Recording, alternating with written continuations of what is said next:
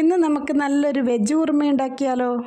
അതിനായി ഒരു മിക്സിയുടെ ജാറിലോട്ട് 2 പച്ചമുളകും സവാളയും തേങ്ങാക്കൊത്തും ഇട്ട് അതിലോട്ട് തന്നെ 1 സ്പൂൺ പരിപ്പും 1 സ്പൂൺ കുരുമുളകും ഇഞ്ചി വെളുത്തുള്ളി പേസ്റ്റും അണ്ടിപ്പരിപ്പും ഇട്ട് ഇതെല്ലാം ഇട്ടതിന് ശേഷം അതിലോട്ട് കറുവപ്പട്ടയും സ്റ്റാറും ജീരകവും ഇട്ട് കൊടുക്കണം. എന്നിട്ട് കുറച്ച് വെള്ളമൊഴിച്ച് നല്ല പേസ്റ്റ് രൂപത്തിൽ അരച്ചെടുക്കണം. ഇതുപോലെ ആയതിന് ശേഷം ഒരു പാൻ എടുത്ത് അതിലോട്ട് സവോളയും കറിവേപ്പിലയും കുറച്ച് ഉപ്പും ഇട്ട് ഒന്ന് വഴറ്റിയെടുക്കണം.